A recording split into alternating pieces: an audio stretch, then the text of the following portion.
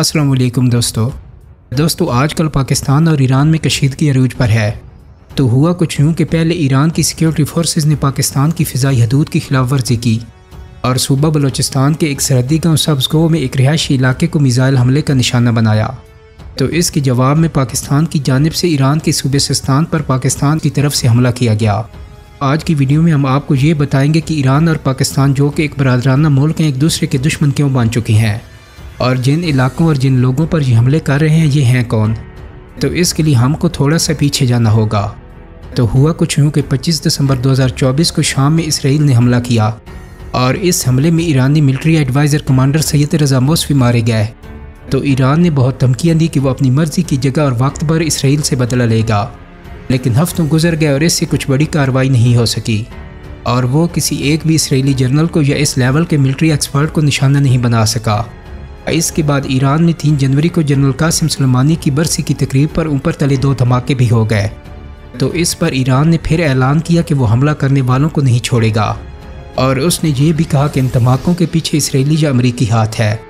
तो इन सब वाक़यात के बाद 17 जनवरी की एक सूबा ईरानी अखबार तेहरान टाइम्स इस सुर्खी के साथ छपता है कि ईरान हिट बैक, यानी ईरान ने बदला ले लिया है और ईरान ने इसराइली एजेंसी मुसाद और दहशतगर्दों के ठिकानों पर शाम, इराक और पाकिस्तान में मिसाइलों की बारिश कर दी है। दरअसल हुआ ये कि 15 जनवरी को ईरानी फोर्सेस ने इराक के कुर्दिश रीजन एरबिल में 8 अटैक्स किए थे। इन अटैक में से कितने ड्रोन्स के जरिए हुए और कितने बैलिस्टिक मिसाइल से ये तो वाज़िया नहीं, लेकिन ये एक बड़ा अटैक था कि जिसने काफ़ी नुकसान किया और कई एक साथ खड़ी बड़ी बड़ी बिल्डिंग्स जो कि एक पूरा कम्प्लेक्स महसूस हो रहा था वो तबाह हो गया। ईरान ने दावा किया कि इस हमले में इसराइल की खुफिया एजेंसी का एक सीनियर अफसर एलोन के जिसका निक नाम लुमड़ी था मार दिया गया है, यानी ये इसकी तरफ से अपने एडवाइज़र का बदला था। और ईरान ने यह भी कहा कि इसके 4 साथी भी इस हमले में मारे गए हैं, लेकिन अभी इसराइल ने इसकी तस्दीक नहीं की। और ईरानी एजेंसी के मुताबिक ये इसराइली एजेंट्स 20 साल से इराक के कुर्द इलाके में काम कर रहे थे और उन्होंने यहाँ पर एक हेडक्वार्टर भी बना रखा था। यहाँ से ये लोग ईरान की जासूसी करते थे और इसके खिलाफ ऑपरेशंस की प्लानिंग करते थे। तो इस पर इराकी हुकूमत और वजारत खारजा ने ईरान से शदीद एहतजाज किया कि उनकी आज़ादी और सालमियत पर हमला किया गया है और एहतजाजन इराक ने ईरान से अपना सफ़ीर भी वापस बुला लिया, लेकिन वो इस हमले का जवाब नहीं दे सका क्योंकि वो कमज़ोर है। इसी रात ईरान ने शाम के भी इंतहाई मगरबी रीजन में अदली पर अटैक कर दिया। ये वो रीजन है कि जिस पर बशर अल असद और ईरान मुखालिफ ग्रुप का फ़िलहाल कंट्रोल है। तो यहाँ ईरान ने कम अज़ कम 4 बैलिस्टिक मिसाइल फायर किए और ये मिसाइल ईरानी मिलिट्री पावर का सबसे बड़ा आज तक का मुजाहरा था कि जिसमें 1200 किलोमीटर तक टारगेट को हिट किया गया। ईरानी पासदाराने इनकलाब IRGC का कहना है कि शाम के इस एरिया में ISS के वो दहशतगर्द ट्रेनिंग किया करते थे कि जिन्होंने 3 जनवरी को कासिम सुलेमानी की बरसी के मौका पर ईरान में 2 बड़े धमाके किए थे। ईरानियों ने यह भी कहा कि शाम के इस इलाके से ट्रेनिंग लेकर ये ISS के जंगजू अफ़गानिस्तान में दाइश के ठिकानों में जाते थे और फिर वहाँ से वापस ईरान में आकर हमले करते थे। यानी ईरान ने इस बयान में अफ़गानिस्तान पर भी इल्ज़ाम आयद कर दिया कि इसकी सरजमीन भी ईरान के ख़िलाफ़ इस्तेमाल हो रही है, जिसमें कि गालबन काफ़ी सच्चाई भी है।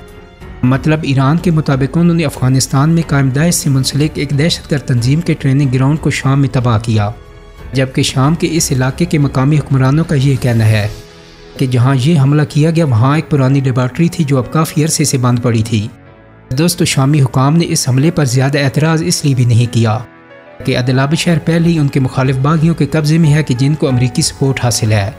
और तीसरा अटैक ईरान ने अपने बार्डर से कुछ ही किलोमीटर अंदर बलूचिस्तान में पाकिस्तान में पंजगोर और तुर्बत के इलाकों में किया। ईरानी मीडिया के मुताबिक इस हमले में पासदाराने इनकलाब गार्ड्स ने पाकिस्तानी बलूचिस्तान में दहशतगर्द ग्रुप जैश उल अदल के मेंबर्स को अटैक किया था, क्योंकि इन्हीं लोगों ने इनके मुताबिक जनवरी के शुरू में ईरानी इलाके रस्क में 11 पुलिस एहलकारों को मारा था। और ईरान का ये भी कहना था कि पाकिस्तान से कई बार इसकी शिकायत भी की गई कि यहाँ पर एक ग्रुप है जो पनाह ले रहा है, लेकिन पाकिस्तान एक्शन नहीं ले रहा था, इसलिए उन्हें कार्रवाई करनी पड़ी। तो ईरान के इस हमले के बाद पाकिस्तानी दफ्तर खारजा ने इस पर फौरी एक्शन लिया और ईरानी सफ़ीर जो कि पहले ही तेहरान गए हुए थे उन्हें पैगाम भेजा कि आपको वापस आने की ज़रूरत नहीं है। और साथ ही पाकिस्तान ने भी अपना सफ़ीर ईरान से वापस इस्लामाबाद बुला लिया। साथ ही पाकिस्तानी वज़ारत खारजा ने जवाबी मरासले में ईरान को ये लिखा कि वो इस गैर कानूनी हमले का जवाब देने का हक़ महफूज रखता है और इसकी तमाम तर ज़िम्मेदारी ईरान पर होगी। तो पाकिस्तान का सीधा साधा इशारा मिलिट्री एक्शन की तरफ था। अब दोस्तों पाक ईरान ताल्लुकात में इतनी ख़राब सूरत हाल इससे पहले कभी नहीं आई। तो इस सूरत हाल को ज़रा ठंडा करने के लिए ईरानी वज़ारत ख़ारजा ने मामला संभालने की कोशिश की और ईरानी वज़ीर ख़ारजा हुसैन अमीर अब्दुल्ला ने एक तकरीर में बज़ाहिर सफाई देते हुए कहा कि ईरान ने किसी पाकिस्तानी शहरी को टारगेट नहीं बनाया, बल्कि एक दहशतगर्द ग्रुप के ठिकानों को निशाना बनाया है कि जिसमें सारे के सारे ईरानी हैं, और इन हमलों में हमारे दोस्त और बरादर इस्लामी मुल्क पाकिस्तान का कोई शहरी मारा नहीं गया। तो अब जहां ईरान दहशतगर्दों की हलाकत का दावा कर रहा था, वहां पाकिस्तान के मुताबिक इस हमले में 2 बच्चे जाँ बहक और 3 खवातीन ज़ख्मी हुई थीं।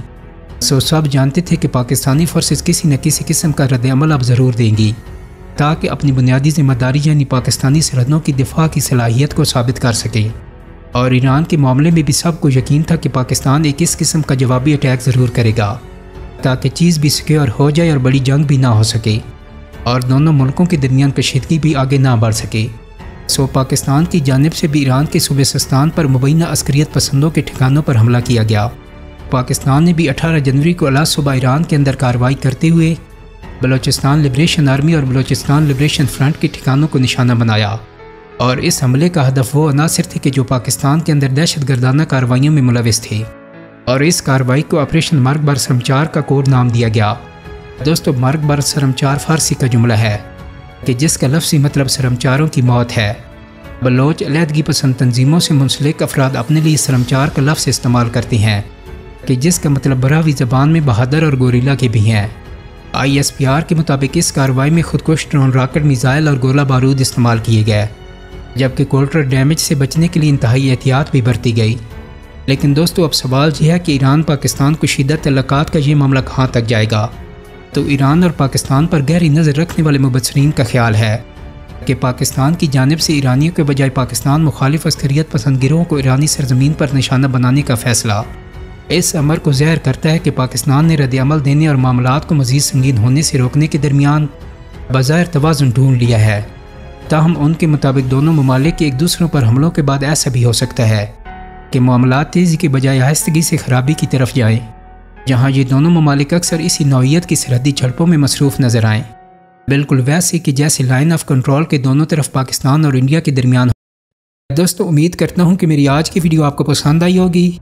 अगर वीडियो अच्छी लगी है तो इसको लाइक और शेयर कर दें।